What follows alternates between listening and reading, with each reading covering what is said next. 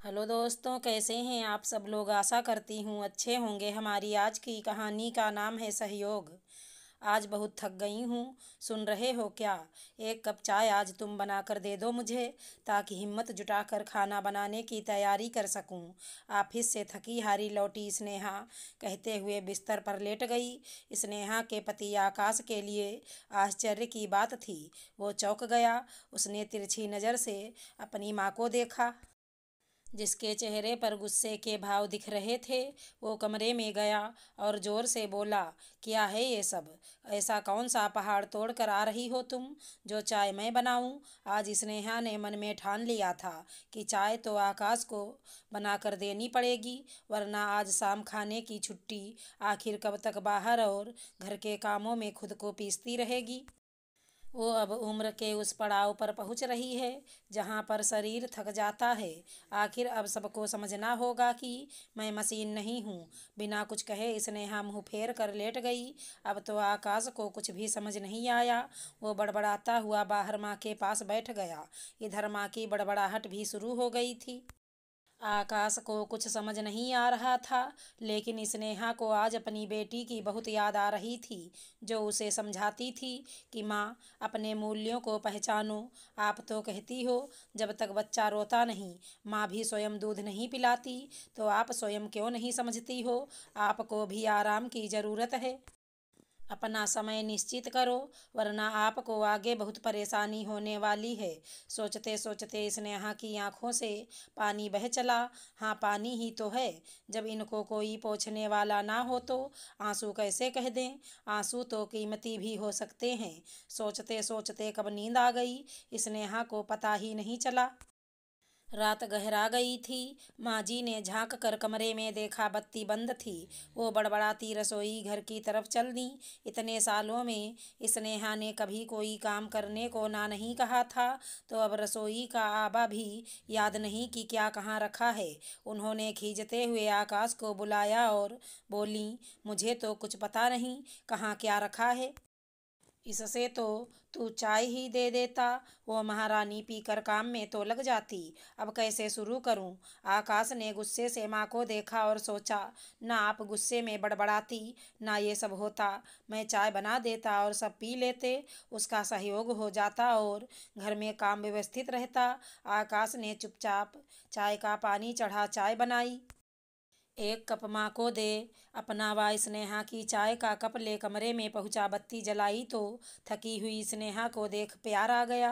धीरे से उसके माथे पर सहलाते हुए उसने पुकारा, स्नेहा उठो, चाय ले लो, अब तुम्हारी थकान थोड़ी दूर हो गई। स्नेहा हड़बड़ाकर उठी। आश्चर्य से आकाश को देख मन की खुशी को दबा नहीं पाई और बहुत प्यार से थैंक यू बोलते हुए प्याला थामा।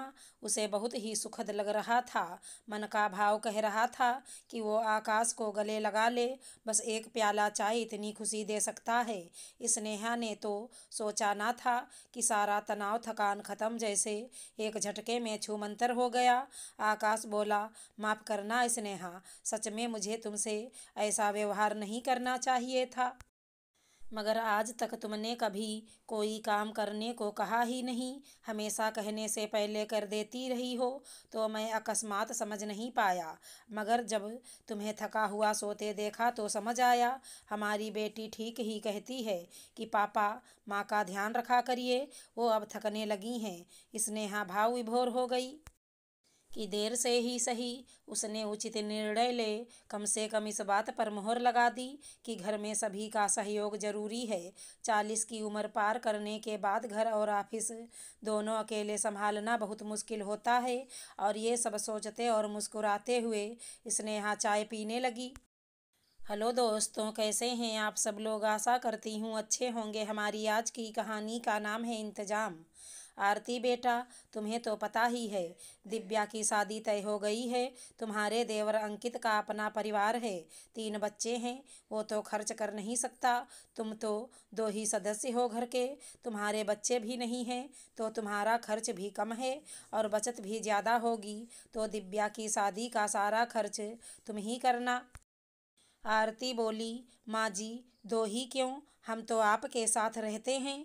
आप, दिव्या और हम दोनों 4 सदस्य हैं। शादी में तो हम उतना ही देंगे जितना हमारा बनता है। आधा खर्च अंकित देवर जी करेंगे और आधा हम। आपने तो बड़ी आसानी से कह दिया कि अंकित का खर्च ज़्यादा है और हमारी बचत ज़्यादा। लेकिन आपने कभी ये सोचा है कि हमारे बच्चे नहीं हैं? हमें बुढ़ापे में भी खुद ही कमा कर खाना है। शरीर पता नहीं कब तक साथ देगा। कुछ बचत होगी तभी तो हम बुढ़ापे में अच्छे से खा पी सकेंगे। बुढ़ापे में तो हर चीज़ चाहिए होती है। दवाइयों का खर्च अलग। अंकित के तो 2 बेटे और 1 बेटी है। सब मिलकर उन्हें देख लेंगे, लेकिन हमें कौन पूछेगा? हमारी तो यही बचत ही हमारे काम आएगी और घर खर्च भी सारा हम ही करते हैं। अंकित तो परिवार से अलग रहता है। घर भी हिमांशु, आरती के पति का ही था। अंकित अपने पिता के मकान में रहता था, जो सासू माँ ने खुशी से अंकित को दे दिया था। आरती ने फिर भी सासू माँ को मान दिया कि वो उनके साथ रहते हैं। जब बुढ़ापा आएगा तब देखी जाएगी। आरती की सासू माँ बोली, अभी तो तुम्हें खर्च करना ही पड़ेगा। मैं हिमांशु से भी बात करूँगी। आरती बोली, ठीक है, आप बात कर लीजिए।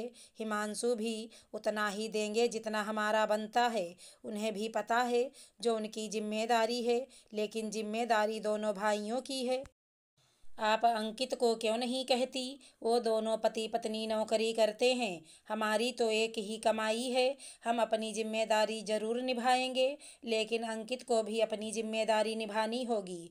नहीं तो आप कहीं से भी इंतजाम कीजिए, क्योंकि हमें तो अपने भविष्य के लिए इंतजाम रखना है। आप माँ हैं, आपके लिए तो दोनों बच्चे बराबर होने चाहिए। आप एक के कंधे पर सारा बोझ क्यों डालना चाहती हैं? एक तो शादी के 15 साल तक हम संतान सुख से वंचित हैं। आपने बच्चा भी गोद नहीं लेने दिया और हमारी बचत भी आप खर्च करवाना चाहती हैं। बस अब और नहीं, आपको तो हमारे दुख से कुछ लेना देना नहीं।